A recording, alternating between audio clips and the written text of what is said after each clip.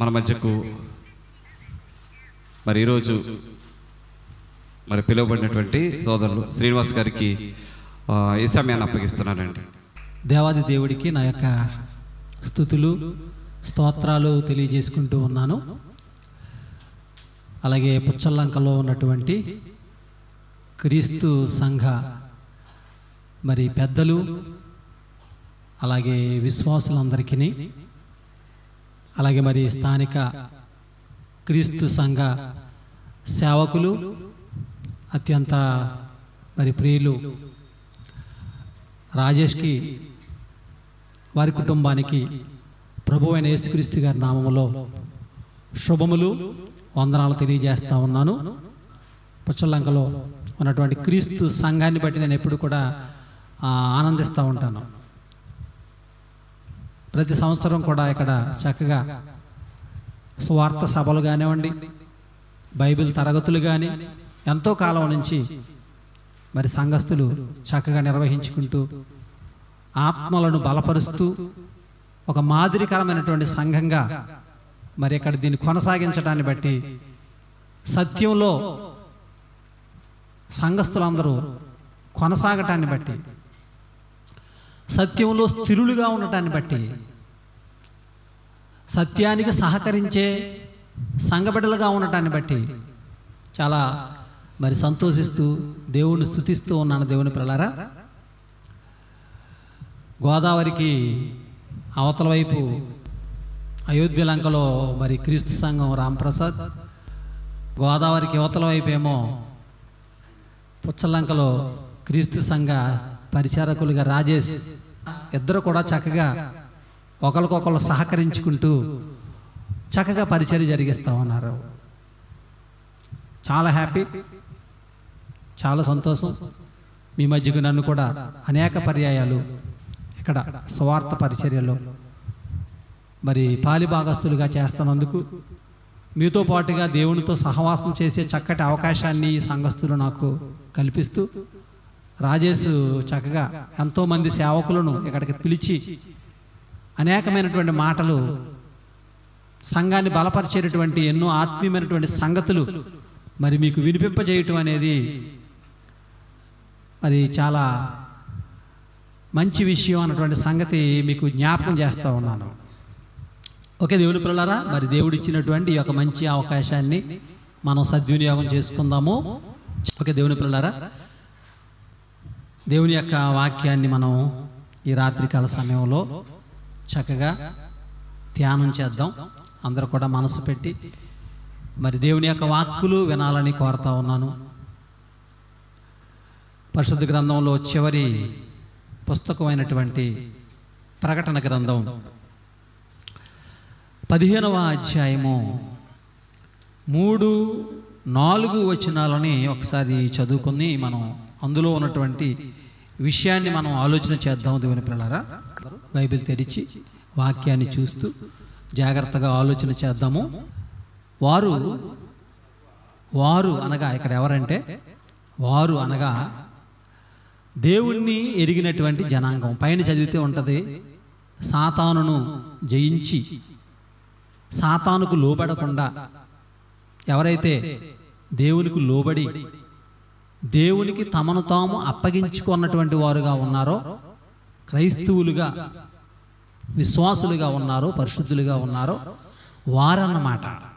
వారు ప్రభువా, దేవా, సర్వాధికారి, నీ క్రియలు ఘనమైనవి. ఎవరి గురించి ఈ మాటలమ్మా? దేవాది దేవుడు. ఆయన ఎలాంటి వాడు? దేవుడు ఎలాంటి వాడు అంటే ఆయన ప్రభువు, దేవుడు, సర్వాధికారి. ఆయనకున్న అధికారం ఎంత గొప్పదంటే సర్వాధికారి ఆయన. నీ క్రియలు ఘనమైనవి అంటే ఈ సర్వాధికారి అయినటువంటి ఈ దేవుని యొక్క క్రియలు అనగా పనులు, దేవుడు చేసినటువంటి పనులు ఎలాంటివంటే ఇవి చాలా గొప్పవి, చాలా ఘనమైనవి. ఇంకా చెప్పాలంటే ఆశ్చర్యాన్ని కలిగించే పనులు దేవుడు చేసినవి. యుగములకు రాజా, నీ మార్గములు న్యాయములను సత్యములునయ్యున్నవి. ప్రభువా, నీవు మాత్రము పవిత్రుడవు. అంటే ఇవన్నీ కూడా ఇప్పుడు మనం చదువుతున్నటువంటి ఈ మాటలన్నీ కూడా దేన్ని తెలియజేస్తున్నాయి అంటే దేవుని యొక్క ఔన్నత్యాన్ని తెలియజేస్తున్నాయి, దేవుని యొక్క గొప్పతనాన్ని తెలియజేస్తున్నాయి అమ్మా. అంటే మనందరి మనసుల్లో కూడా దేవుడు అంటే ఎలాంటి భావన మనం కలిగి ఉండాలి. మనం ఆరాధిస్తున్న దేవుడు ఎంత గొప్పవాడో మనం ఎరిగి ఉండాలి.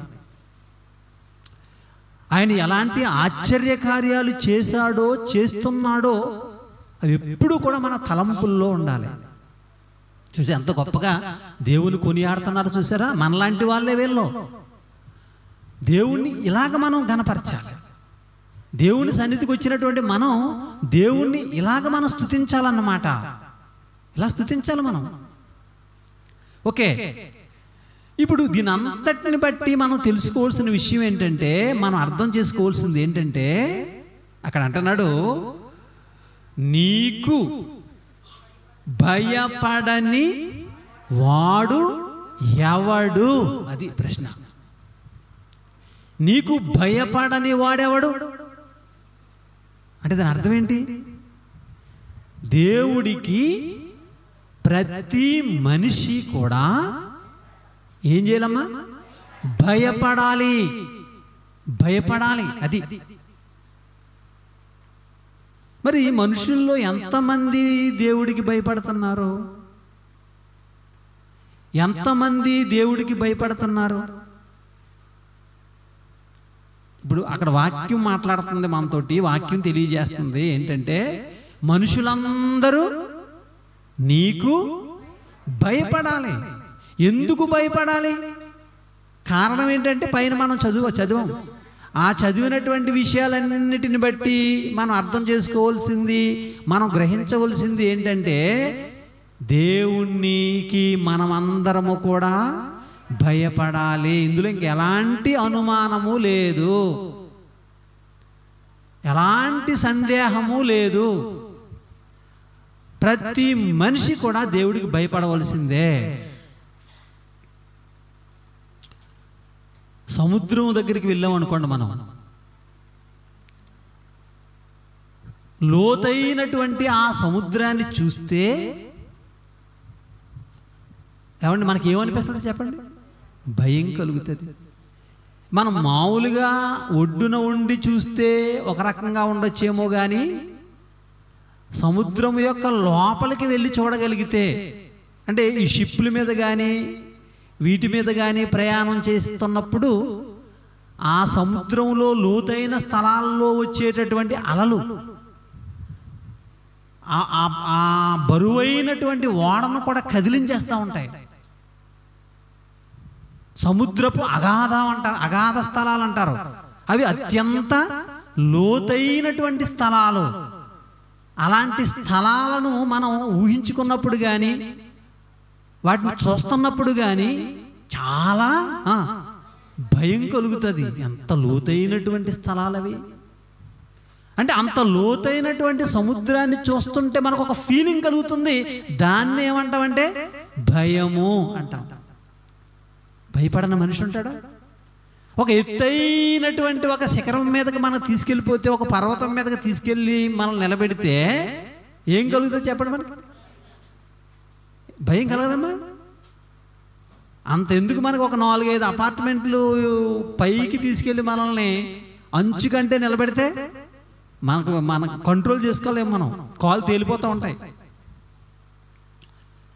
అంతర్వేదిలో లైట్ హౌస్ ఉంది. మీరు ఎంతమంది లైట్ హౌస్ ఎక్కారమ్మా? ఇక్కడ ఎవరైనా లైట్ హౌస్ ఎక్కిన వాళ్ళు ఉన్నారా? కొంతమంది పైకి వెళ్ళిన తర్వాత గోడలు ఎలా పట్టుకుంటుంటారు. అంటే ఒక ఫీలింగ్ వచ్చేస్తుంటుంది మనకి. ఎత్తైనటువంటి స్థలానికి వెళ్ళేసరికి మనలో ఒక భయం అనేది ఏర్పడుతూ ఉంటుంది. చాలామందికి విమానం ఎక్కడం అంటే భయం. చాలామందికి పడవ మీద ప్రయాణం చేయటం అంటే భయం. కారణం ఏంటంటే ఆ స్థలాలు మనకు భయాన్ని పుట్టిస్తాయి. ఎత్తైనటువంటి స్థలాలు భయాన్ని పుట్టిస్తాయి. లోతైనటువంటి అగాధ స్థలాలు మనకు భయాన్ని పుట్టిస్తాయి. ఏమండి? భయం. మరి వీటిని కలిగించిన దేవుడంటే, ఈ స్థలాలు ఈ ప్రదేశాలను చూస్తే నీకు అంత భయం కలుగుతున్నప్పుడు వాటిని కలిగించిన దేవుడంటే భయపడవా? మరి నువ్వు భయపడవా? అగ్ని అంటే భయపడుతున్నావు, మరి అగ్నిని కలిగించిన దేవుడంటే భయపడవా? దేవుని పిల్లలారా, అంటే దేవుని యొక్క కార్యాలు మనిషికి అర్థమైతే, దేవుని యొక్క గొప్పతనం మనిషికి అర్థమైతే మనిషి ఏం చేయాలట? దేవుడికి భయపడాలమ్మా. అప్పుడే మనం దేవుడిని ఆరాధించగలుగుతాం, అప్పుడే మనం దేవుడికి ప్రార్థన చేయగలుగుతాం, అప్పుడే మనం నిజమైనటువంటి దేవుడికి స్తుతి చేయగలుగుతాం మనం. అందుకనే ఇది బైబిల్లో చిట్ట చివరి పుస్తకమైనటువంటి ప్రకటన గ్రంథంలో ఉన్నటువంటి ఈ వాక్యం మనకు దేన్ని తెలియజేస్తుందంటే, నువ్వు దేవునికి భయపడాలి. ఎందుకు భయపడాలో కూడా అక్కడ దేవుడు రాయిస్తున్నాడు. ఎందుకు భయపడాలో కూడా రాయిస్తున్నాడు. ఒక్కసారి మనల్ని మనం పరిశీలించుకుంటే మనం భయం ఉందా దేవుడికి? నిజంగా దేవుడు అంటే మనం భయపడుతున్నామా? భయపడుతూ బ్రతుకుతున్నామా మనం? లేకపోతే దేవుడు అంటే లెక్కలేనితనంగా ఉంటున్నామా?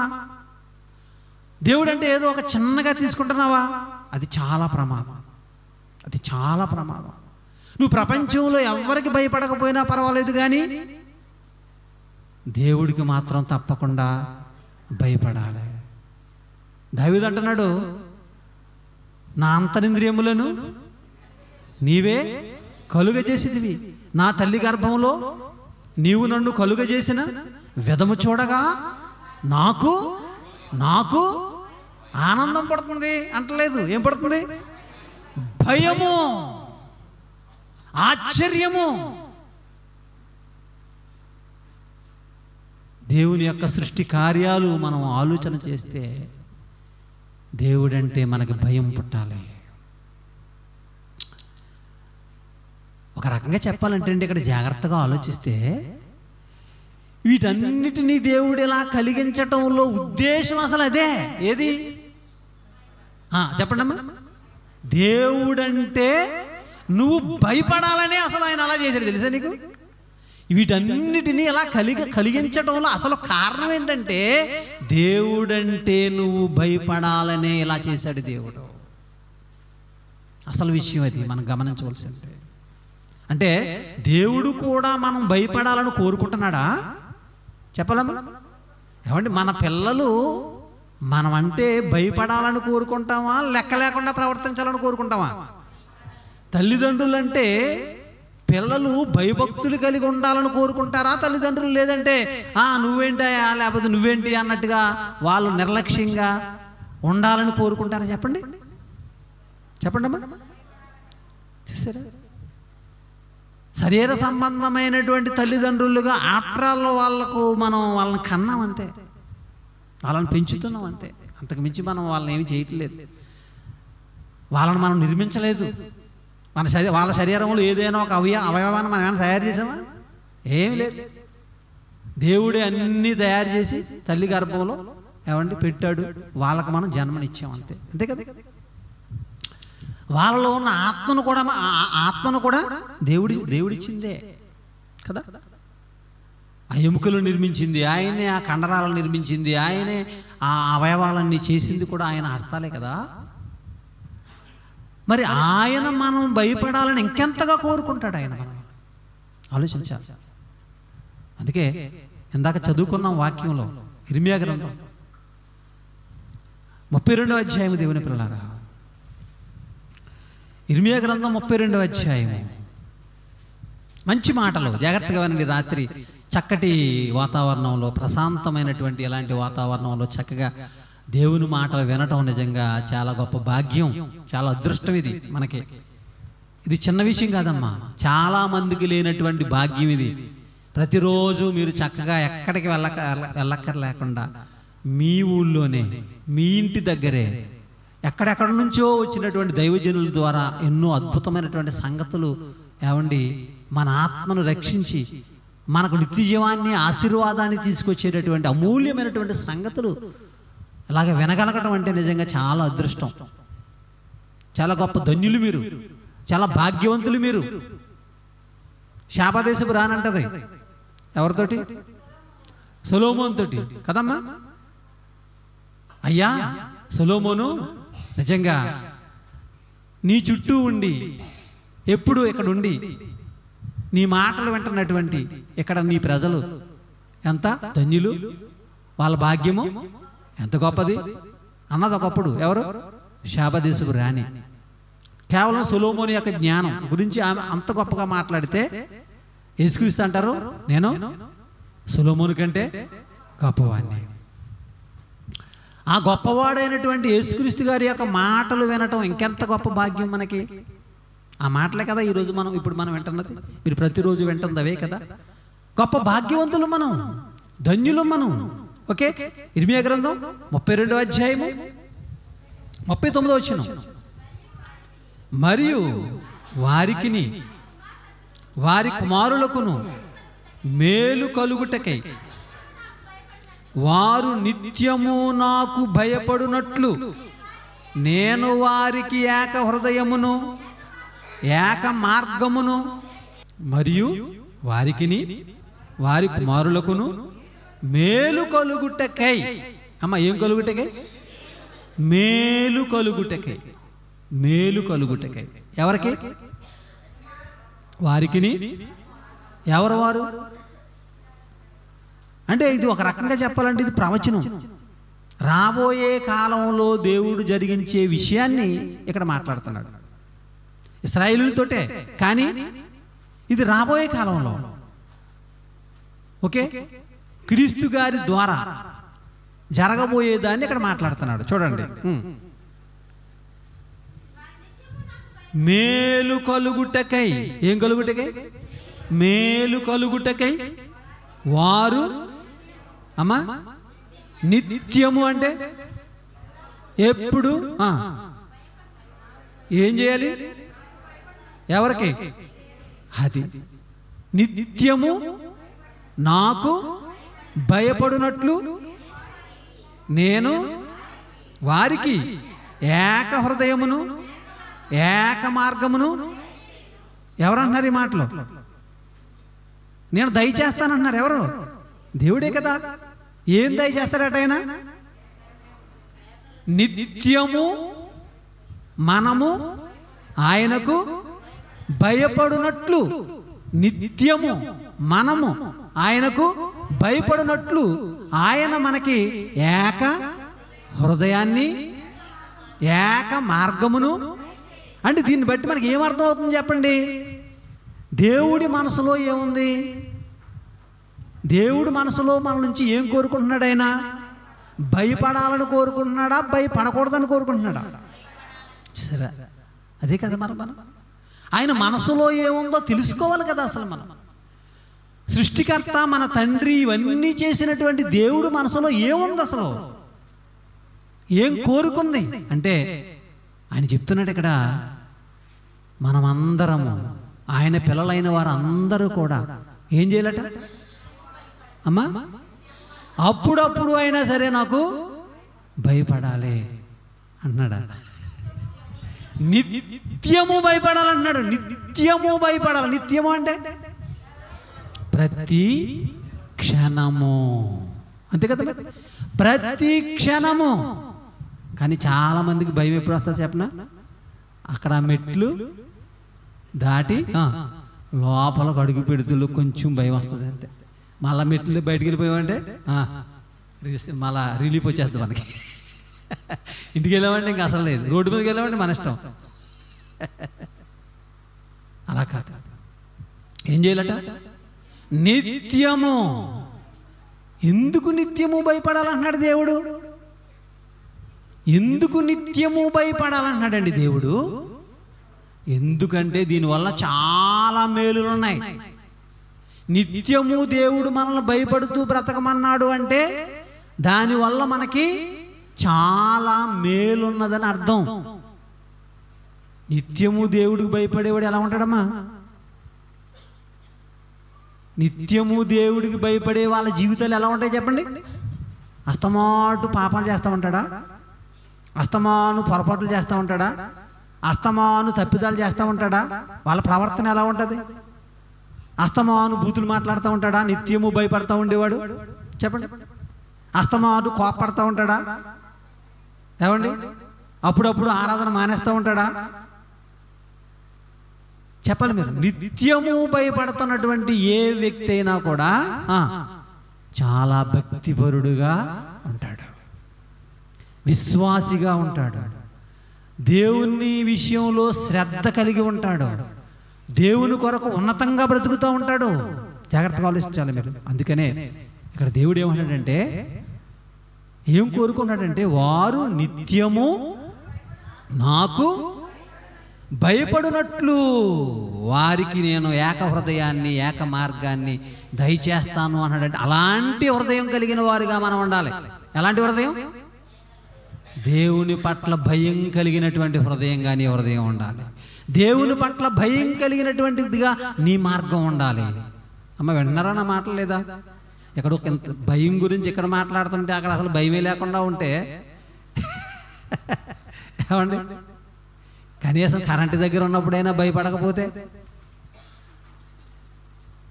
ఆలోచించండి మీరు. ఇక్కడ మాట్లాడుతున్న విషయం ఏంటి అంటే, మనుషులుగా మనం కొన్ని అలవాట్లలో ఉండిపోతాం, వాటి నుంచి మనం బయటికి రావాలి. ఓకే, ఇంకొక విషయం కూడా ఉంది ఇక్కడ. ఏంటంటే, ఇప్పుడు మనం భయపడటం వల్ల ఏంటికి అంటే, పైన అంటున్నాడు ఒక మంచి మాట, దాని ప్రారంభంలోనే 39వ అధ్యాయం ప్రారంభంలోనే ఏముంది? వారికిని వారి కుమారులకును. అంటే ఇప్పుడు మనకు మేలు కలగాలనుకుంటున్నామా, కీడు కలగాలనుకుంటున్నామా చెప్పండి అమ్మ? మేలేనా? కీడొద్దా చెప్పండి అమ్మ? మనకు మేలే కావాలా, కీడొద్దా చెప్పండి? నాకు కీడు కూడా కావాలని అన్న వాళ్ళు ఎవరు ఉంటే చేయొద్దు. ఎవరు కూడా ఏం కోరుకోరు చెప్పండి? కీడు జరగాలని ఎవరు కూడా కోరుకోరు. మేలు కావాలని కోరుకుంటున్నాం, మంచిదే. మరి మేలు జరగాలి అంటే ఏం చేయాలట? అది ఎప్పుడు? నిత్యము నువ్వు భయపడుతూ దేవుడికి బ్రతికితేనే నీకేం జరుగుతుందట? మేలు జరుగుతుంది. లేదండి మాకు ఎప్పుడు మేలు జరగట్లేదని అన్నామంటే మనం దేవుడికి నిత్యము భయపడలేదు, అంతే కదా. మరి తేడా అక్కడే వస్తుంది. మనం ఇంకా తర్వాత మాట కూడా చదువుతాం చూడండి. 40 వచనం, ఇర్మియా గ్రంథము 32వ అధ్యాయము 40వ వచనం. నేను వారికి మేలు చేయుట. అమ్మ ఏంటంటది? మేలు చేయుట మానకుండునట్లు నిత్యమైన నిబంధనను నేను వారితో చేస్తున్నా. నిత్యమైన నిబంధన ఇది. ఏంటంటది? ఏంటది? నేను మేలు చేయుట మానను. నేను అసలు ఎప్పుడు మేలు చేస్తానే ఉండేటటువంటి ఒక నిబంధన నేను చేస్తున్నాను. తర్వాత ఇది జరగాలి అంటే వారి హృదయములలో నా ఎడల భయభక్తులు పుట్టించదను. ఇక్కడ బాగా ఆలోచించాలి. దేవుడు ఏమంటున్నాడు? ఇప్పుడు ఏమని నిబంధన చేస్తానన్నాడు మనతోటి? ఏమి నిబంధన చేస్తానన్నాడు అమ్మ మనతోటి చెప్పండి? నేను మేలు చేయుట మానను.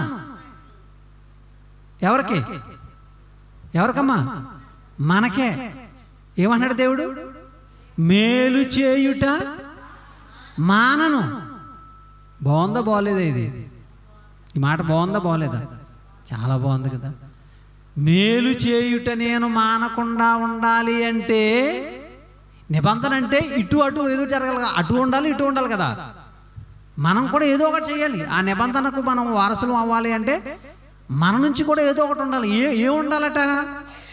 మన హృదయములలో భయభక్తులు ఉండాలి. ఇక్కడ కూడా భయమే. మీరు చాలా జాగ్రత్తగా గమనిస్తేనండి, ఈ భయం అనే విషయం ఉందో చూసారు, ఇది చాలా ప్రాముఖ్యమైన విషయంగా కనపడుతుంది మనకు బైబిల్లో. అసలు అది లేకపోవటమే పెద్ద సమస్య ఇప్పుడు. అమ్మా ఒక్కసారి మీరు ఆలోచించుకోండి. ప్రస్తుతం ఉన్నటువంటి సమాజాన్ని, తరాన్ని మనం ఒకసారి చూద్దాం. నిజం చెప్పండి, ఈరోజు ఒకప్పుడు ఉన్నటువంటి ప్రజలకి ఇప్పటికీ తేడా గమనిస్తే పిల్లలకి తల్లిదండ్రుల మీద భయం తగ్గిందా పెరిగిందా? చెప్పాలి, నిజం చెప్పాలి. నిజమేనా? నిజమే. ఇప్పుడున్నటువంటి పిల్లలకి టీచర్ల మీద భయం తగ్గిందా పెరిగిందా? అమ్మా నిజమంటారా? నిజమేనా? మొన్న మీరు న్యూస్లో చూసారో లేదో కానీ ఒక స్కూల్లో ఆ టీచరు ఒక అమ్మాయి సెల్ ఫోన్ ఉపయోగిస్తుందని చెప్పేసి సెల్ ఫోన్ తీసుకుంటే మేడం గారు ఏం చేశారమ్మా? అమ్మ ఏంటి చెప్పించి కొట్టిందంట. ఎవరో? టీచరా? స్టూడెంట్. ఎవరిని? చూసారు ఎంత భయం ఉందో పిల్లలకి. పిల్లలకి టీచర్ల మీద ఎంత భయం ఉందో మనకు అర్థమవుతుంది కదా, మనకు అర్థమవుతుంది కదా. చూసారండి, ఇది ఒక్క చిన్న ఎగ్జాంపుల్, ఇది చిన్న ఎగ్జాంపుల్. ఇది ఇలాంటివి ఎన్నో జరుగుతున్నాయి నిత్యము. తల్లిదండ్రుల మీద తిరగబడుతున్నారు. సెల్ ఫోన్ ఇవ్వట్లేదని తల్లిని చంపేసిన న్యూస్లు చదువుతున్నారు మీరు. తల్లి సెల్ ఫోన్ ఇవ్వలేదని తలకాయ పగలు కొట్టేశాడు ఒకడు. చూసారండి ఏ స్థాయిలోకి నేటి తరం వెళ్ళిపోతుందో చూడండి. అసలు తల్లిదండ్రులకి, మనుషులకి, టీచర్లకి భయపడినోడే దేవుడికి ఏం భయపడతాడా చెప్పండి? అసలు మీకు భయపడతాడా? దేవుడంటే అస్సలు భయం లేదంటే నిజం. ఇదే అత్యంత ప్రమాదకరం. ఇది సమాజానికి అత్యంత ప్రమాదకరం. ఏంటంటే దేవుడి పట్ల భయం లేనటువంటి ఏ కుటుంబమైనా అది ప్రమాదంలో ఉంది. దేవుడంటే భయపడని ఏ వ్యక్తి అయినా అతను ప్రమాదంలో ఉన్నాడు. దేవుడంటే భయపడని ఏ సంఘమైనా అది ప్రమాదంలో ఉంది. ఇది చిన్న విషయం కాదు. దేవుడు అంటున్నాడు, మీరు నిత్యము నా పట్ల భయము కలిగి ఉండాలి. కారణం ఏంటంటే నేను మీకు ఎల్లప్పుడూ కూడా మేలు చేయాలనుకుంటున్నానయ్యా. ఊరికినే మిమ్మల్ని నేను భయభక్తులు కలిగి ఉండమని నేను చెప్పట్లేదు. అవసరం లేదా? మీకు మేలు అక్కర్లేదా?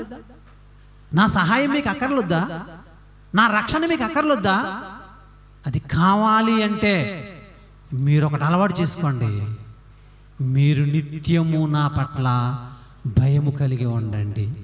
ఇంకా దేవుడు ఎంత గొప్ప దేవుడు అంటే ఇక్కడ ఇంకొక విషయం కూడా ఉంది. ఏంటంటే లాస్ట్లో చూడండి, ఇప్పుడు మనం 40వ వచనం లాస్ట్లో చూడండి ఏమంటున్నాడు.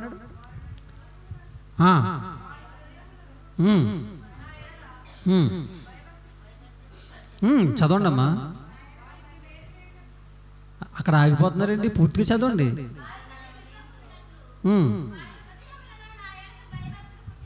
అది భయభక్తులు, అది మీరు పుట్టించుకోండి, మీ ఇష్టం అంటలేదు, మీకు వదిలేస్తానని అంటలేదు. ఏమంటున్నాడు? భయభక్తులు నేను పుట్టిస్తాను. అంటే దాని అర్థం ఏంటి?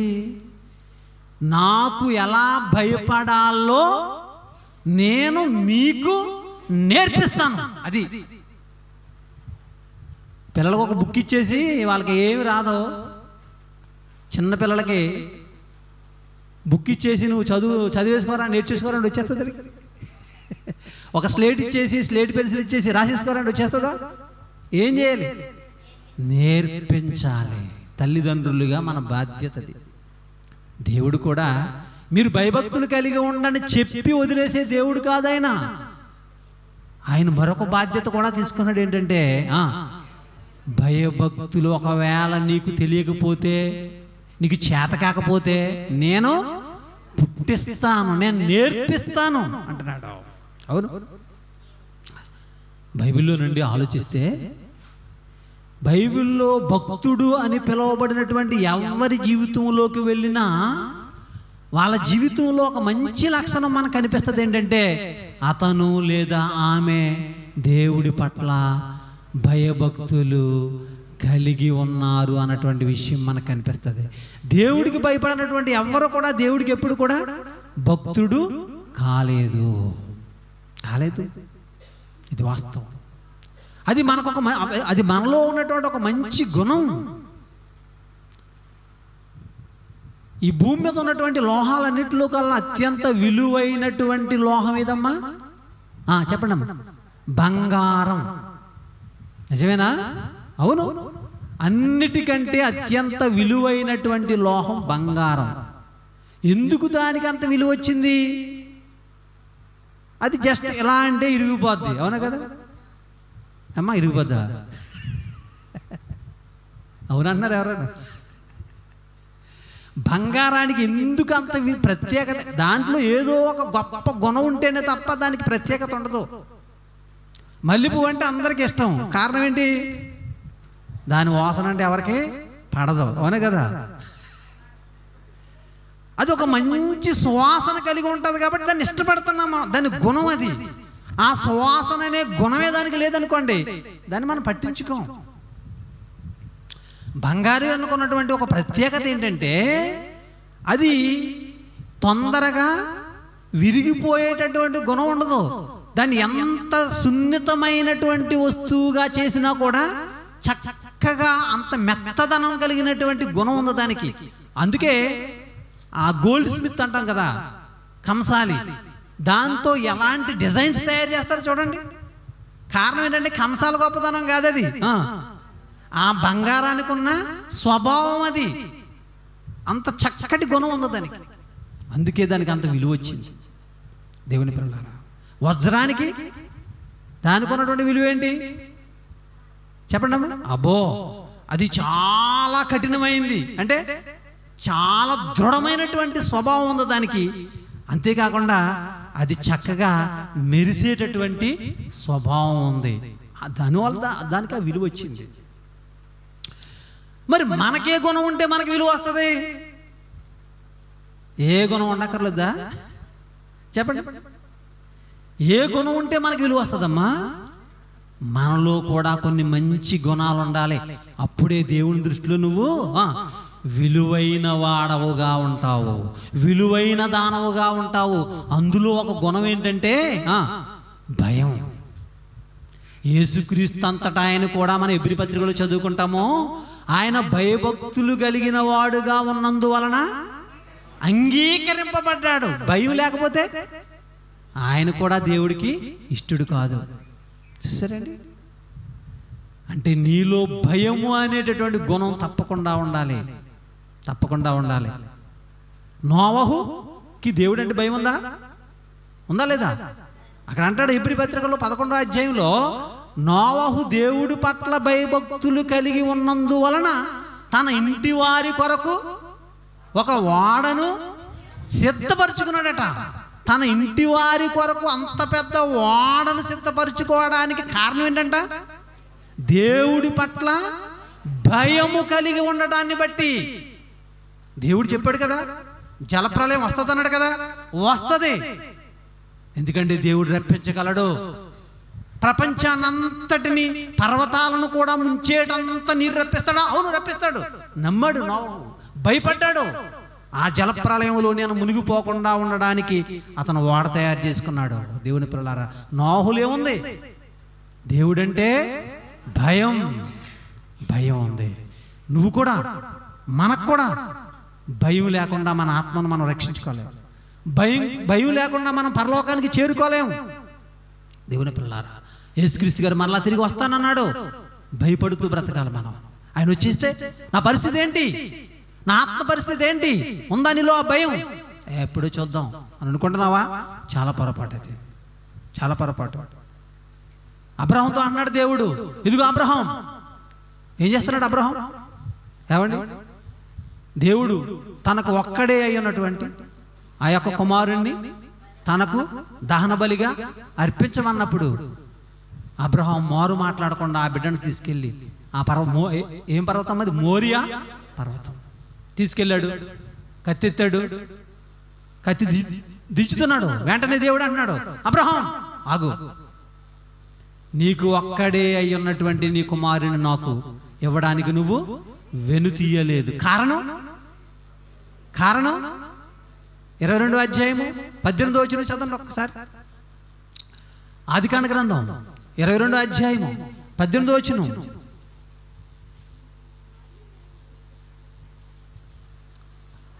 టైం చాలా స్పీడ్గా పరిగెడుతుంది. మరియు నీవు నా మాట ఏమన్నావు, నా మాట ఏం చేసావు అమ్మా? దేవుని మాట ఏం చేయాలి మనం? వినాలి. దేవుని యొక్క మాట ఏం చేయాలి మనం అందరం? వినాలి. ఎవరు వింటారు చెప్పండి? దేవుడంటే భయం ఉన్న వాళ్ళు వింటారు. నువ్వు వింటలేదంటే దేవుడంటే భయం లేదు నీకు. నిజం. అబ్రహాముతో అంటున్నాడు, చదవండి తర్వాత.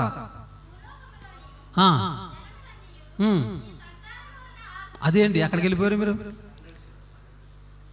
ఆ వచ్చిన చెప్పిన దొరక ప్రసాద్ 22వ అధ్యాయము 12వ వచనం. సారీ, అప్పుడు ఆయన 12వ వచనం అమ్మ, 22వ అధ్యాయం 12వ వచనం. ఆ చిన్నవాని మీద చెయ్యి వేయకుము, అతను ఏమీ చేయకుము, నీకు ఒక్కడయ్యున్న నీ కుమారుని నాకియ్య వెనుక తీయలేదు గనుక నీవు దేవునికి భయపడువాడవని, నీవు దేవునికి భయపడువాడవని ఇందువలన నాకు కనబడుచున్నదయ్యా అబ్రహాం. వెరీ గుడ్, నాకు నచ్చావు నువ్వు. ఎందుకంటే నేనంటే నీకేముంది? భయం ఉంది. ఈరోజు ప్రపంచంలో ఎంతో మందికి లేనిది అదే నీకుంది. చాలామంది ఉన్నట్టుగా యాక్ట్ చేస్తారు అంతే. వద్దు, నటనొద్దాం, ఇంకా నటించే టైం అయిపోయింది. నటనకు మనిషి అలవాటు పడ్డా చాలా ప్రమాదం. నేను చాలా ఖచ్చితంగా చెప్తున్నాను ఈ మధ్య. ఎందుకంటే ఈరోజు క్రైస్తవులలో ఎక్కువ మంది చేస్తున్న పని ఏంటంటే ఈరోజు నటన. భక్తిగా నటిస్తావు, నీకే నష్టం. విశ్వాసం ఉన్నట్టుగా నటిస్తావు, నీకే నష్టం. దేవుని పిల్లలారా, నటించడానికి గనక నువ్వు అలవాటు పడ్డావా అది నీ జీవితానికి చాలా నష్టం. పిల్లలు పుస్తకం పట్టుకుని చదువుతున్నట్టుగా నటిస్తున్నారు అనుకోండి, నీకు ఏం తెలుస్తుంది? వాడు పుస్తకం పట్టు కూర్చుంటాడు, వాడు ఏం చదువుతున్నాడో మనకేం తెలియదు. చక్కగా శ్రద్ధగా కూర్చుంటాడు పుస్తకం దగ్గర, అదే కనబడుతుంది మనకి. ఏముండాలి ఆ పిల్లోడు మనసులో? ఏముండాలి? నేను నటించకూడదు. ఏం చేయాలి? చదవాలి.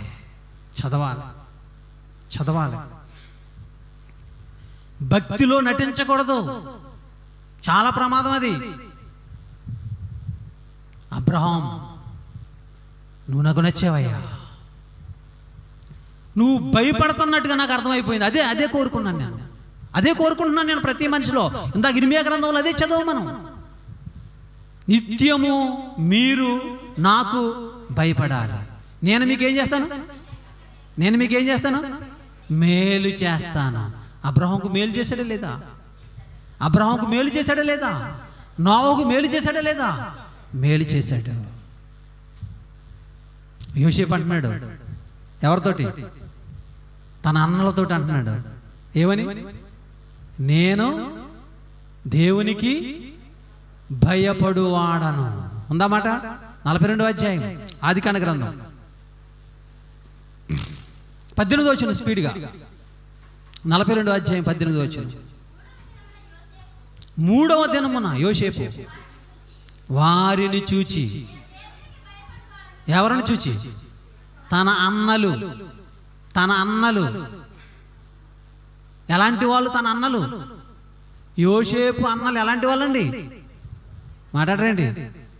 చాలా మంచి అన్నలు, అవునా కాదా? ఎందుకని? కపట సహోదరులు వెళ్ళాం. ఎప్పటి నుంచి? చిన్నప్పటి నుంచి కూడా చెడ్డవాళ్ళు చెడ్డ పనులు చేసేవారు. యాకోబు తెలియకుండా వాళ్ళ ఇష్టానుసారంగా ప్రవర్తించేవారు. ఇది చూసినటువంటి యోసేపు చాలా బాధపడేవాడు. ఇదేంటి నా అన్నలు ఎలా చేస్తున్నారు, నాన్నలు ఎలా మోసం చేస్తారేంటని వారు చెడుతనమును గురించి యాకోబుకి చెప్పేవాడట. అంటే యోసేపు చిన్నప్పటి నుంచి ఎలా ఉన్నాడు? అన్నలు చెడుగా ఉంటుంటే యోసేపు ఎలా ఉన్నాడు? మంచివాడుగా ఉన్నాడు.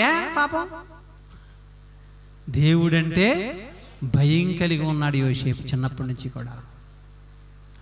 అందుకనే అన్నలు యోసేపు మీద చెప్పాలి పగ పట్టారండి. ఈ పగ అనేది ఎవరి మీద పడతారో తెలుసా మీకు? లోకంలో ఎక్కువగా పగకు ప్రతీకారానికి గురయ్యేది ఎవరు చెప్పమంటారు మీరు? మంచివాళ్ళు, నీతిగా బ్రతికే వాళ్ళు, సత్యాన్ని అనుసరించే వాళ్ళు. అవునా కదా?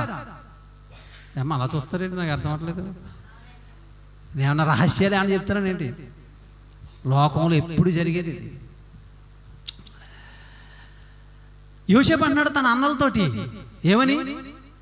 42వ అధ్యాయము ఆదికాండము 18వ వచనం. వారిని చూచి, అన్నలారా మీరు ఏమనుకున్నారు? కంగారు పడిపోతున్నారేమో. ఏది? నేను మిమ్మల్ని చంపేస్తాను. చంపేసే అవకాశం వచ్చిందా లేదా యోసేపుకి? అసలు అడిగేవాళ్ళు లేడు. ఇంకా అడిగేవాళ్ళు లేడు. అసలు ఎంత కోపం పెంచుకోవాలో చెప్పండి యోసేపు వాళ్ళు చేసిన పనికి. చిన్నతనంలోనే తండ్రికి దూరం అయిపోయాడండి పాపం. పరాయి దేశంలో ఏమండి బానిస బ్రతుకు బ్రతికేటటువంటి పరిస్థితి ఎవరి వల్ల వచ్చింది? అన్నల వల్ల వచ్చిందండి. జైలు శిక్ష అనుభవించే పరిస్థితి ఎవరి వల్ల వచ్చిందండి? అన్నల వల్ల వచ్చిందండి. నిత్యము కూడా రగిలిపోయేవాడుగా ఉండాలి యోసేపు. నిజంగా ఈ నా అన్నలు ఎంత నన్ను బాధ పెట్టారు. నిజంగా వాళ్ళు గనక నా కంటికి కనబడితే ఏం చేస్తాను అని అనుకోవాలి కదండి యోసేపు. నిజంగా ఎంత మంచివాడండి. నిజంగా నిజంగా దేవుడు బిడ్డ ఎవరైనా సరే అలాగే ఉంటారండి యోసేపు లాగాను. పగ ఉండకూడదండి క్రైస్తవులకి, ప్రతీకారం ఉండకూడదండి క్రైస్తవులకి, కక్షలు ఉండకూడదండి క్రైస్తవులకి. కానీ నిజంగా దురదృష్టం ఏంటంటే అసలు ఇవన్నీ క్రైస్తవులని కనపడుతున్నాయి. నిజం అవునా కదా? అసలు ఇవన్నీ క్రైస్తవుల్లోనూ ఒక సేవకుడికి మరొక సేవకుడికి కనపడుతుందండి. ఒక సంఘానికి మరొక సంఘానికి కనపడుతుందండి. ఒక సంఘం బాగా అభివృద్ధి చెందుతుంటే పక్కోడు ఇన్ని ఎలాగా పడగొట్టాలా అని చూస్తాడండి. ఒక సేవకుడు బాగా వాక్యం చెప్తున్నాడు అనుకోండి, పక్క సేవకుడు రగిలిపోతాడండి బాబు. నిజమండి, చాలా దారుణంగా ఉంటుంది క్రైస్తవుల్లో. మీరు ఏమనుకుంటున్నారో కానీ కపట సహోదరుల వల్ల నేను అనుభవించాను అన్నాడు పౌలు. దేవుని పిల్లలారా, ఎక్కడి నుంచో బయట వాళ్ళు ఎవ్వరూ మనకు హాని చేయరండి. వాళ్ళు భయపడతారు, ఎందుకంటే వీళ్ళ దేవుని బిడ్డలండి, వీళ్ళ జోలికి వెళ్ళకూడదని. అసలు భయం అంటూ వదిలేసాడు ఎవడంటే ఇక్కడికి వచ్చినాడే. క్రైస్తవుడిగా ఉంటానంటే కొంతమంది పేరు చెప్పుకుని వాళ్ళు చాలా దౌర్భాగ్యులండి. వాళ్ళు అడు ఎంతటి దానికైనా తెగిస్తాడు. నిజం. కాబట్టి యోసేపు ఈ మాటలు చెప్తున్నాడండి. ఏమని చదవండమ్మా? నేను దేవునికి భయపడువాడను. అందుకనే యోసేపు జీవితం ఎంత చక్కగా ఉందండి. ఏమండి, పోతీఫరు భార్యతో ఏమంటున్నాడండి యోసేపు? ఎంత ఘోరమైన దుష్కార్యానికి నేను ఒడిగట్టను. ఏ పాపం? కారణం ఏంటి చెప్పండి? దేవుడికి నేను దేవుడికి భయపడేవాడిని నేను. ఎవరు చూడలేదు కదా, ఏం జరుగుతుందిలే అనుకుంటారు చాలామంది. అందుకేనండి దేవుడికి నిత్యము భయపడేవాడు ఎక్కడున్నా వాడు పాపము చేయడు. నటించేవాడు ఎవరు లేరు కాబట్టి మన ఇష్టం. అది కాదు దేవుడి భయం అంటే. అందుకే దేవుడు అంటున్నాడు, నువ్వు నిత్యము గనక నా పట్ల భయభక్తులు కలిగి ఉన్నావా, నీకు నేను మేలు చేస్తూనే ఉంటాను. యోసేపుకి మేలు జరిగిందా లేదా?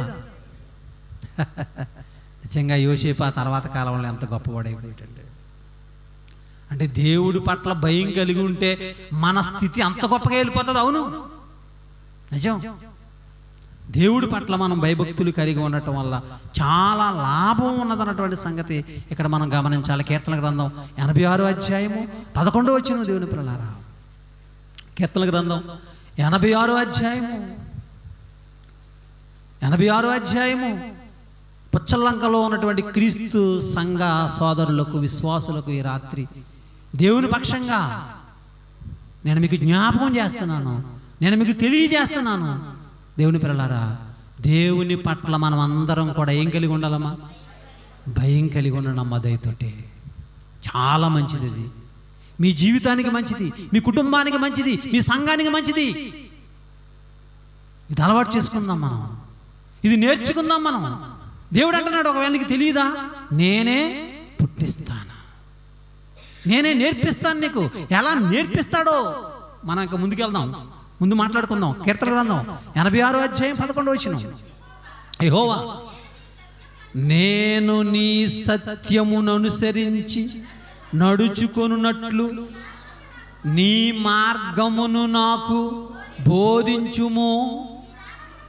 నీ నామమునకు భయపడునట్లు నా హృదయమునకు ఏకదృష్టి కలగజేయుము. 2 కోరికలు కోరుతున్నాడంటే ఇక్కడ ఒక భక్తుడు 2 కోరికలు దేవుణ్ణి అడుగుతున్నాడు, దేవుణ్ణి బ్రతిమాలుతున్నాడు. ఎవరైనా వెరీ గుడ్. ప్రారంభంలో రాసేటువంటి ఏంటది? దావీదు గారు, దావీదు కీర్తన 82వ అధ్యాయం ప్రారంభంలోనే ఇదేటట అమ్మా. అమ్మ వింటున్నారా? చాలా మంది వింటలేదా? దావీదు కీర్తన. ఇప్పుడు మనం చదివింది ఏంటది అంటే దావీదు గారి ప్రసంగం కాదు, దావీదు గారి యొక్క ప్రార్థనది. 6వ వచనం చదవండి, 86వ అధ్యాయము 6వ వచనం. యెహోవా, నా ప్రార్థనకు చెవియొగ్గుము. ఎవరు చేస్తున్నారు ప్రార్థన? తెలుసు కదా మీకు అందరికీ, దావీదు గారు మనకు అందరికీ తెలుసు కదండి, పరిచయమే కదా. దావీదు గారు దేవుడికి ప్రార్థన చేశాడా? చేశాడా? మనం చేస్తున్నావా? దావీదు గారు ఏమని ప్రార్థన చేశాడట? ఏమడుగుతున్నాడట?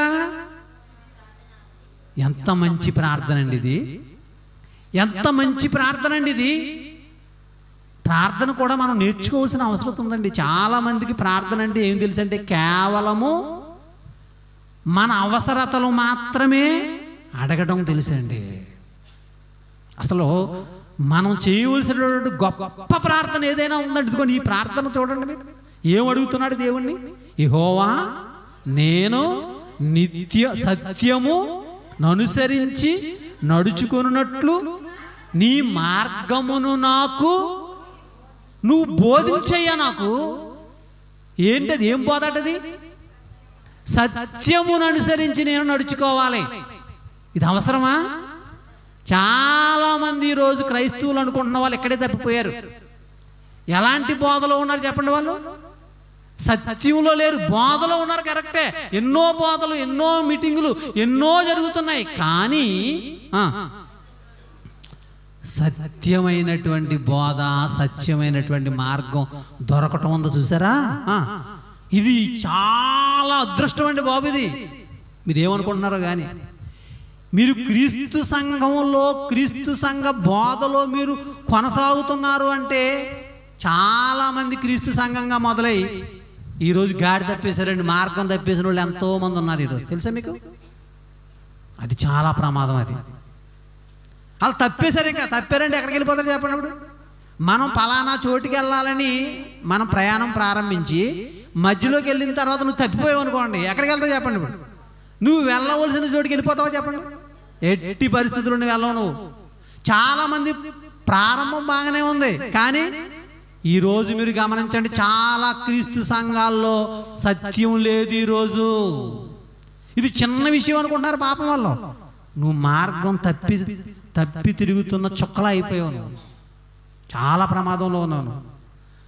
దావీదు చేస్తున్నటువంటి ఆయన మనసులో దేనికి విలువిస్తున్నాడో మీరు చూడండి. ఇది ఎంత విలువైందో మీరు ఆలోచించండి. సత్యమైనటువంటి బోధలో, సత్యమైనటువంటి మార్గంలో ఉండే ఆ బోధ నీవు నాకు అనుగ్రహించు దేవుడా అని అడుగుతున్నాడంటే ఇది ఎంత అవసరం అండి. ఇక్కడ పుచ్చలంకలో మీ సంఘంలో మీరు ఎలాంటి బోధ వింటున్నారు? సత్యమైన బోధ వింటున్నారా? సత్యమైన మార్గంలో మీరు కొనసాగుతున్నారా? ప్రార్థన చేయండి దానికోసం, ఇది చాలా అవసరం. అది రెండవది, నీ నామమునకు భయపడునట్లు నా హృదయమునకు.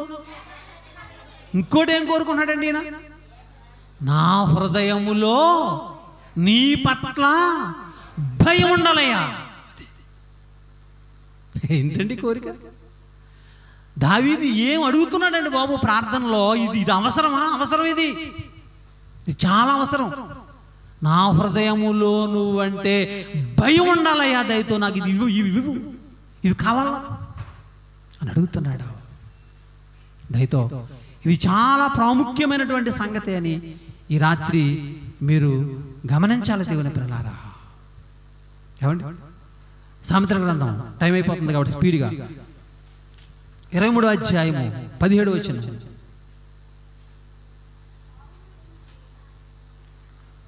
సామెతల గ్రంథం 23వ అధ్యాయం 17 తొందరగా చదివండి. పాపులను చూచి నీ హృదయమునందు మత్సరపడొద్దు అమ్మా, నిత్యము యెహోవా యందు భయభక్తులు కలిగి ఉండు. ఇంకే నేను వివరించట్లేదు, టైం లేదు. నిత్యము ఏం చేయాలట? ఇది రెండోసారి వచ్చింది మరలా. ఈ భయం గురించి ఎన్ని మాటలు చాలా ఉన్నాయి, కొన్ని చెప్తున్నాను మీకు. ఇది చాలా అవసరమైనటువంటి విషయము. నిత్యము నీవు దేవుడి పట్ల భయము కలిగి ఉండు. ఇప్పుడు ఇంకొక విషయం కూడా ఉంది ఇక్కడ, మీరు వివరించడానికి టైం లేదు.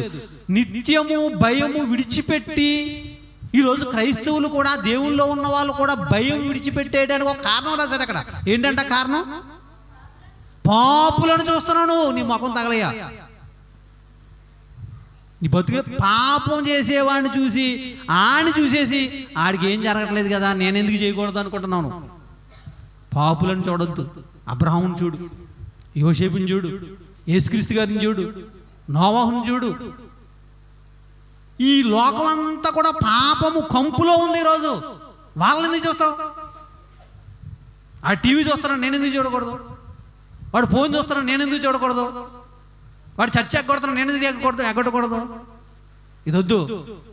పాపులను చూసి చాలా మంది ఏం చేస్తున్నారు ఈరోజు? భయం మానేస్తున్నారు. ఇది చాలా ప్రమాదం. పిల్లలు కూడా ఒకరిని చూసి ఒకరు భయం లేకుండా అయిపోతున్నారు ఈరోజు. దేవుడి విషయంలో కూడా అదే జరుగుతుంది. నీ సహవాసం బాగుండాలి, నువ్వు మాదిరిగా తీసుకున్న వాళ్ళు బాగుండాలి. ఎవరినో తీసుకుని ఆడు ఇలా చేస్తున్నాడు, ఆడు అలా చేస్తున్నాడు, నేను ఎందుకు చేయకూడదు? ఆడు వాయిద్యాలు పెట్టాడు, నేను ఎందుకు పెట్టకూడదు? వాడు ఇది చేస్తున్నాడు, నేను ఎందుకు చేయకూడదు? దేవుని పిల్లలారా, పాపులు వీళ్ళందరూ పాపం చేస్తున్నారు. వాళ్ళను బట్టి నువ్వు నిర్ణయాలు తీసుకోవద్దు. ఒక మంచి విషయాన్ని మీకు జ్ఞాపకం చేస్తాను ఈరోజు. నిర్గమకాండంలో, మోషే కాలంలో ఇశ్రాయేలు ఎక్కడున్నారమ్మా? ఐగుప్తు చెరలో ఉన్నారు. అప్పుడు ఐగుప్తు రాజు ఫరో ఒక నిర్ణయం తీసుకున్నాడు. ఏంటంటే, ఇది ఇశ్రాయేలు ప్రబలిపోతున్నారు, వాళ్ళు చాలా జనాంగం ఎక్కువైపోతున్నారు, వీళ్ళని ఆపాలంటే ఏం చేయాలన్నాడు. ఇశ్రాయేలీలలో ఉన్నటువంటి 2 మంత్రసానులను పిలిచాడు. వాళ్ళ పేరేంటమ్మా? Very good, Sipra పూయా. సిప్రా పూయా ఏ ట్యాబ్లెట్ల పేర్లో ఉన్నాయి, గుర్తుపెట్టుకోండి. ఎందుకంటే ఈ సిప్రా పూయా ట్యాబ్లెట్లు ఎందుకు ఉపయోగపడతాయంటే, నీలో భయం పుట్టిస్తారు దేవుడు అంటే. ఈ ట్యాబ్లెట్లు వాడండి, ఈ 2 సిప్రా పూయా అని రాసుకోండి. నిర్గమకాండ గ్రంథం 1వ అధ్యాయం 15వ వచనం. ఐగుప్తు రాజు సిప్రా పూయాను హెబ్రీ మంత్రసానులను పిలిచి, మీరు మంత్రసాని పని చేస్తారు కదా, అంటే స్త్రీలకు కాన్పు విషయంలో ఏం చేస్తారు? సహాయం చేస్తారు. కాబట్టి మీరు ఏం చేస్తారంటే, ఈ హెబ్రీ స్త్రీలకు ఎవరికైనా కనుక మగ పిల్లోడు పుడితే ఏం చేయాలి? వెంటనే కాన్పుల మీద చంపేయండి, రాజు నేను ఆజ్ఞాపిస్తున్నాను. ఐగుప్తు రాజు, ఐగుప్తు దేశం అంటే ఈరోజు ప్రపంచంలో అగ్రదేశమైన అమెరికా లాంటిది. ఆ రాజు అంత పవర్ఫుల్. అలాంటి రాజు ఆజ్ఞాపించాడు మంత్రసానంతో, మీరు ఇది చేయండి అంటే వాళ్ళు ఏం చేశారట? రాజు చెప్పినట్టుగా చేయలేదట. 17వ వచనం. అయితే ఆ మంత్రసానులు దేవునికి భయపడి, ఎవరు వాళ్ళు? మంత్రసానులు. ఈ మంత్రసానులు అంటే ఏమన్నా పెద్ద జాబ్ ఏంటది? మనం అనుకుంటాం కానీ కొంతమంది గంభీరంగా బయటికి ఏదో పెద్ద గొప్ప వాళ్ళుగా కనపడతారు. వాళ్ళు ఏదో దేవుడు అంటే భయం అనుకుంటాం, వాళ్ళకు ఉండదు. సమాజంలో కొంతమంది కనపడరు, వాళ్ళు మంచి భక్తి చేస్తారండి. వాళ్ళు మంత్రసానులు అనేవాళ్ళు సామాన్యులండి. అలాంటి వాళ్ళు దేవుడంటే ఎంత భయాన్ని కనపరిచారు చూడండి. వాళ్ళు రాజు చెప్పినట్టుగా చేయలేదట. ఏమండి? మగపిల్లలోనూ బ్రతకనిచ్చారట. ఏమండి? 20వ వచనం. ఫరోతో ఏం చెప్పారట? అమ్మ మీరు ఎందుకు ఇలా చేస్తున్నారని అడుగుతుంటే ఫరోతో ఏం చెప్పారంట వాళ్ళు? హెబ్రీ స్త్రీలు చాలా చురుకైన వారండి, మేము వెళ్ళేసరికి వాళ్ళకు కానుపు అయిపోతుంది, మరి మేమేం చేయమని చెప్పారట. కానీ యాక్చువల్గా వీళ్ళు చేస్తుంది ఏంటి? వాళ్ళు బ్రతకనిస్తున్నారు కావాలని. కారణం ఏంటంటే రాజుకి ఎందుకు భయపడాలి? మేము ఎవరికి భయపడాలి? అదమ్మా, ఎప్పుడైనా సరే రాజు కాదు కదా, ఎవరికి కూడా మనం దేవుడికి భయపడవలసిన అవసరం లేదు. దేవుడికే భయపడాలి. 20 వచనం, దేవుడు ఆ మంత్రసానులకు, దేవుడు ఆ మంత్రసానులకు. చూసారండి, దేవుని వాక్యం ఎప్పుడు కూడా కనెక్ట్ అవుతూ ఉంటుందండి. నిజంగా ఇందాక ఏం చదువుకున్నాం మనం ఇప్పుడు వరకును? ఎవరైతే దేవుడు పట్ల భయభక్తులు కలిగి ఉంటారో వారికి నేను, ఇది నిబంధన. మనం మర్చిపోతామేమో కానీ ఆయన మర్చిపోడండి. దేవుడు ఆ మంత్రసానులకు ఏం చేశాడట? మేలు చేసెను, ఆ జనము విస్తరించి మిక్కిలి ప్రబలెను. 27 వచనం, ఆ మంత్రసానులు దేవునికి భయపడినందున ఆయన వారికి ఎలా మేలు చేశాడట? వంశాభివృద్ధి కలగజేశాడు. అంటే అర్థం ఏంటి? యాక్చువల్గా చెప్పాలంటే అప్పుడు రాజు మరొక ఆజ్ఞను ఆయన ఇచ్చాడు, వీళ్ళు ఎలాగ చేయట్లేదని చెప్పేసి ఏం చేశాడంటే, మీరే తీసుకెళ్ళి నైల్ నదిలో పడేసేయాలి. అంటే మరి మగపిల్లలందరినీ పాడేస్తుంటే ఇక సంతానం వంశం ఎలా నిలబడుతుంది? అలాంటి కాలంలో ఉంది అప్పుడు పరిస్థితి. అయితే అలాంటి పరిస్థితుల్లో కూడా ఈ మంత్రసానుల యొక్క వంశాన్ని అభివృద్ధి అయ్యేటట్టుగా ఇది చాలా ఆశ్చర్యకరమైనటువంటి కార్యం. కాబట్టి దీని గురించి చరిత్రకారులు కానీ బైబిల్ పరిశోధకులు కానీ ఏం చెప్తారంటే, అసలు ఈ మంత్రసానులు ఎవరు అంటే ఒక అభిప్రాయం మాత్రం చెప్తున్నాను, ఇది వాస్తవం కాదో తెలియదు. కానీ ఈ మంత్రసానులు ఇద్దరు ఎవరంటే, మోషే తల్లి అయినటువంటి పేరేంటమ్మా? అమ్రాము. అమ్రామేనా? యాకెబెదు. అమ్రామేమో తండ్రి, యాకెబెదేమో తల్లి. యాకెబెదు వాళ్ళ యొక్క పెద్ద కుమార్తె మిర్యాము. వీళ్ళిద్దరేనట అంటారు అభిప్రాయం వాళ్ళది. కారణం ఏంటంటే వాళ్ళ వంశం మాత్రమే నిలబడింది. ఎందుకంటే వాళ్ళ పుట్టినోడే కదా మోషే. ఆ మోషేని దేవుడు కాపాడాడు. దాని గురించి మీరు తర్వాత స్టడీ చేయండి. ఏమండి? కాబట్టి దేవుని పిల్లలారా, దేవుని పట్ల భయభక్తులు కలిగి ఉండటం వలన దేవుడు ఏం చేస్తాడు? మేలు చేస్తాడు. లేకపోతే మనకి కీడే కీడు. నీకు కీడే కీడు. ఆ కీడు పోగొట్టుకోవడానికి ఈశాన్యంలో అది ఉంది, లేకపోతే వాయువులో ఇది ఉంది. ఇది కాదు. దేవుడు అంటే నీకు ఏమి లేదు, భయం లేదు. అది అంతే తప్ప ఈ మూలలో దిక్కులు ఇది కాదు. అక్కడ ఎత్తు ఉంది, అక్కడ పల్లం ఉంది, ఇదేది కాదు. నీకు కీడు జరుగుతుందంటే దేవుడి పట్ల నీకు భయం లేదు. దేవుడు నీకు మేలు చేయాలి అంటే దేవుడి పట్ల నువ్వు నిత్యము భయం కలిగి ఉండాలి. దేవుడికి ఒక మాట చెప్పాడు ఏంటంటే, ఒకవేళ మీకు భయం ఎలాగా కలగాలో మీకు తెలియట్లేదా, నేను నేర్పిస్తాను, నేను చెప్తాను అన్నాడు. ఎలా పుట్టించాడంటే, ఏమంటే ప్రారంభ సంఘం ఉంది కదా, అక్కడ ఏర్పాటైంది. ఎక్కడ ఏర్పాటైందమ్మా? ప్రారంభ సంఘం ఎక్కడ ప్రారంభమైంది? యెరూషలేములో ప్రారంభమైనప్పుడు సంఘం ఎలా ఉంది? దేవుడంటే చాలా భయభక్తులు కలిగి ఒక మాదిరికరమైనటువంటి సంఘంగా ఆ రోజు సంఘస్థులందరూ కూడా దేవుడికి ఇచ్చేవాళ్ళుగా ఉన్నారు. గొప్పగా ఉంది. అలాంటి టైంలో అననీయ సప్యర ఎవరిద్దరు భార్యాభర్తలు ఏమనుకున్నారు? అందరూ ఇస్తున్నారు కదా, మనం కూడా ఇద్దాం అని భూమి అమ్మేసి, అమ్మిన తర్వాత మళ్ళీ ఒక ఆలోచన వచ్చింది ఏంటంటే, ఎంత ఎందుకు ఇవ్వాలి, ఇందులో కొంత దాచుకుందాం, మనకు కూడా ఏ అవసరాలు ఉంటాయి కదా, ఇప్పుడు ఎవరు చూసి వచ్చాడు అంతేనా, ఇదే అని చెప్దాం, ఇంతకే అమ్మామని చెప్దాం అని డిసైడ్ అయిపోయారు. పట్టుకెళ్ళి అపొస్తలుల పాదాల దగ్గర పెడితే వెంటనే పేతురు అంటున్నాడు, మీరు ఎంతకే అమ్మారామా అని అడిగాడు. ఎవరిని? అననీయ అని. అప్పటికి ఎవరు లేరు అక్కడ, సప్యరా లేదు. అననీయ అన్నాడు, అవునా అన్నాడు. అవునా, నువ్వు పరిశుద్ధాత్మతో అబద్ధం ఆడుతున్నావు, పరిశుద్ధాత్మను మోసం చేస్తున్నావు, దేవుడితో అబద్ధం ఆడుతున్నావు నువ్వు అని చెప్పిన వెంటనే అతను ఏమైపోయాడు? చచ్చిపోయాడు. వెంటనే పడి చచ్చిపోయాడు. ఇతను చనిపోయాడు అన్న సంగతి భార్యకి తెలియదు. ఈవిడ వచ్చింది వెనకాల. అయ్యగారు భలే మీరు చేసుకుంటారు మమ్మల్ని, భూమి పంపించి చేసాం కదా మరి అని నటించేద్దాం అనుకుంది. ఈవిని అడిగాడు మళ్ళా, నటనే కదా మరి మనకి. ఏమండి పేతురు, అమ్మ ఎంతకైనా అంటే ఎంతకైనాండి అంది, ఎంతకే అయ్యగారు అంది. అలాగా ఈవిని కూడా మోసుకెళ్ళిపోమన్నాడు. ఏమండి ఇదంతా ఎందుకు జరిగిందట? అసలు ఇలాగే పాత నిబంధనలో జరగాలి, కొత్త నిబంధనలు ఇలా జరగడానికి అవకాశం ఉందా? రాంప్రసాద్, పాత నిబంధనలు అయితే దేవుడు అన్ని చంపాలంటే చంపేసేవాడు, కానీ క్రొత్త నిబంధనలోకి ఇలాగ అవకాశం లేదు. కానీ ఎందుకు ఇలా చేయవలసి వచ్చిందంటే దేవుడు అక్కడ రాశాడండి. 5వ అధ్యాయం అపొస్తలుల కార్యాలు, ముగించేస్తున్నాను. అపొస్తలుల కార్యాలు 5వ అధ్యాయం 15వ వచనం చదివండి తొందరగా. 11 అపొస్తలుల కార్యాలు 5వ అధ్యాయం 11. సంఘమంతటికి అమ్మా ఈ సంగతులు వినిన వారందరికీ, అది సంఘం అంతటికి ఏం కలిగిందట? సంఘం అంతటికి ఏం కలిగింది? భయం కలిగింది. ఈ భయం కలిగించింది ఎవరో? దేవుడు ఏమో చూసి ఆయన ఏమో చేతగానుడు ఏంటి, నేను భయపడను అంటే నువ్వు ఆయన ఏమో చేతగానుడు ఏంటి, నేను ఎలా భయపట్టాలి తెలిసేయండి. భయపడవా నువ్వు?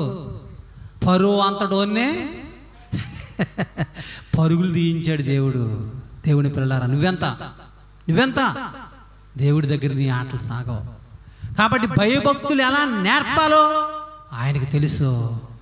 ఇది ఎప్పుడైతే సంఘం చూసిందో అమ్మ బాబోయ్ గడగడలాడిపోయారండి. అప్పుడు సంఘమే కాదు, ఇప్పుడు ఈ మాటలు వింటున్నటువంటి ప్రతి ఒక్కరికి కూడా అలాంటి భయమే కలగాలి. సంఘంలో ఉన్నాం మనం, క్రీస్తు సంఘంలో ఉన్నాం. ఆ రోజు ఇది జరిగింది కూడా యెరూషలేములో ఉన్న క్రీస్తు సంఘంలోనే జరిగింది. ఈరోజు క్రీస్తు సంఘంలో ఉన్నటువంటి ఎవరికైనా సరే ఇది చదివినప్పుడు నీకేం కలగాలంటే భయం కలగాలి. దేవుడి విషయంలో జాగ్రత్తగా ఉండాలి మనం. దేవుడికి మేలు చేస్తానంటున్నాడు. దేవుడు ఒక నిబంధన చేశాడు. దేవుని పిల్లలారా, దేవుని పట్ల మనం భయభక్తులు కలిగి నడుచుకోవాలి. ఏమండి చివరిగా 9వ అధ్యాయం 31 వచనం చదువుకుని మనం ముగించుకుందాం. 9వ అధ్యాయం 31 వచనం అపొస్తలుల కార్యాల్లో. అపొస్తలుల కార్యాల గ్రంథము 9వ అధ్యాయము 31. కావున యోదయ గలిలయ సమరయ దేశములందంతటా, అంటే సంఘం అప్పటికి ఎక్కడికి వెళ్ళిపోయింది? యోదయ దేశంలోకి వెళ్ళిపోయి క్రీస్తు సంఘాలు, గలిలయ దేశంలోకి వెళ్ళిపోయింది క్రీస్తు సంఘం, సమరయ దేశంలోకి వెళ్ళిపోయింది క్రీస్తు సంఘం. ఏమండి ఈ సంఘములందంతటా క్షేమాభివృద్ధి నొందుచు. సంఘం ఏమవ్వాలమ్మా?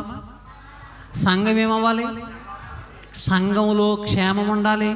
రెండవది అభివృద్ధి చెందాలి. ఇది ఎలా సాధ్యం? చదవండి. సమాధానము కలిగి ఉండెను మరియు ప్రభువునందు భయమును పరిశుద్ధాత్మ ఆదరణయు కలిగి నడుచుకొనుచు విస్తరించుచుండెను. సంఘము క్షేమాభివృద్ధి కలగాలన్నా, సంఘము విస్తరించాలన్నా, సంఘములో సమాధానం ఉండాలన్నా ఆ సంఘములో ఉన్న వాళ్ళకి ఏం ఉండాలట? భయం, పరిశుద్ధత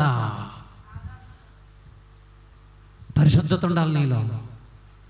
ఎవరు పరిశుద్ధులుగా ఉండగలరంటే దేవుని పట్ల భయం కలిగిన వాళ్ళు మాత్రమే పరిశుద్ధంగా తమ ప్రవర్తనను వాళ్ళు కాపాడుకోగలుగుతారు. భయం లేని వాళ్ళు ఎవరు పరిశుద్ధులుగా ఉండలేరండి దేవుని పిల్లలారా. కాబట్టి ఈ రాత్రికాల సమయంలో నాకు ఇచ్చినటువంటి ఈ యొక్క అవకాశంలో మరి కొన్ని మాటలు మీకు చెప్పడం చాలా సంతోషం. ఈ మాటలు అందరికీ, నాకు, మీకు అవసరమని నేను భావిస్తా ఉన్నాను దేవుని పిల్లలారా. ఎందుకంటే ప్రస్తుత సమాజంలో మనం గమనిస్తుంది ఏంటంటే దేవుడంటే భయం లేని వారుగా, భయం తగ్గిపోతున్నటువంటి వారుగా ఈరోజు సమాజం కనిపిస్తుంది. వాళ్ళ చిన్నపిల్లలే కాదు, చిన్నపిల్లలు మొదలుకొని పెద్దవారి వరకు, వృద్ధులు కానీ యవ్వనస్తులు కానీ ఎవరిలో కూడా దేవుడంటే భయం ఉండవలసిన స్థాయిలో ఏమండి ఈరోజు కనిపించట్లేదు. అది చాలా ప్రమాదం. మీరు భయముతోనూ వణుకుతోనూ మీ సొంత రక్షణను మీరు కొనసాగించుకోవాల్సిందే. ఫిలిప్పీ పత్రికలో మీరు భయముతో వణుకుతో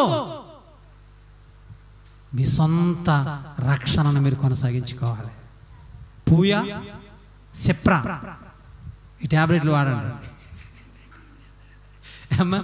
కాబట్టి నిజంగా నాకు చాలా ఆశ్చర్యం కలిగిందండి. వాళ్ళు ఏదో గొప్పవాళ్ళు ఏం కాదు కదా, సామాన్యులు. ఒక మంత్రసాని పని చేసుకునేటటువంటి వాళ్ళలో ఉన్నటువంటి సుగుణం వాళ్ళ గురించి దేవుడు బైబిల్లో రాయించేటంత స్థితికి ఏమండి తీసుకెళ్ళింది. దేవుడు వాళ్ళకు మేలు చేసేటంత ఏమండి స్థితికి అది తీసుకెళ్ళింది. దేవుని పిల్లలారా, దేవుని పట్ల మనం భయం కలిగి ఉండాలి. ఒక అబ్రహాం గారు, ఒక నోవహు, ఒక యోసేపు, ఒక యేసుక్రీస్తు గారు, దావీదు ఏమని ప్రార్థన చేస్తున్నాడు దేవుడికి? దేవా, నేను సత్యమైనటువంటి మార్గంలో నడుచుకునే బోధ, అలాంటి బోధ నాకు కావాలి. రెండవది, నా హృదయంలో నీ నామం అంటే భయం కలగాలి. నేను కోరుకుంటున్నాను. నేను ఇలాంటి ప్రార్థన చేద్దాం, మనం చేయండి. ఇప్పటి నుంచి అలవాటు చేసుకుందాం. దేవుడా, ప్రార్థనలో కూర్చున్నప్పుడు ఇలాంటి ప్రార్థన చేయాలి మనం. ఓకే. కాబట్టి పుచ్చలంకలో ఉన్నటువంటి క్రీస్తు సంఘాన్ని దేవుడు క్షేమాభివృద్ధి కలిగించాలని, సమాధానం కలిగించాలని, ఇది ఇంకా విస్తరించాలి అని నేను కోరుకుంటా ఉన్నాను. ఎంత మంచి అవకాశాన్ని నాకు ఇచ్చినటువంటి ప్రియులు రాజేష్, వారి సతీమణి, వారి పిల్లలు, వారి కుటుంబానికి, సంఘ పెద్దలకు, విశ్వాసులకు అందరికీ కూడా నా యొక్క ధన్యవాదాలు తెలియజేసుకుంటూ ఈ మాటలు ముగిస్తూ ఉన్నాను. God bless you. అందరికీ వందనాలు. Thank you. చక్కటి మాటలు, మనకు భయభక్తులు నేర్పించేటువంటి మాటలు. మనకు భయభక్తులు అనేవి ఎంత అవసరమో, దానివల్ల కలిగేటువంటి ప్రయోజనం ఎంత గొప్పగా ఉంటుందో మరి ఎన్నో ఉదాహరణలతో మరి తెలియజేశారు. మరి శ్రీనివాస్ మాస్టర్ గారికి ప్రభువైన యేసుక్రీస్తు నామములో హృదయపూర్వకమైన వందనాలు తెలియజేస్తున్నాను.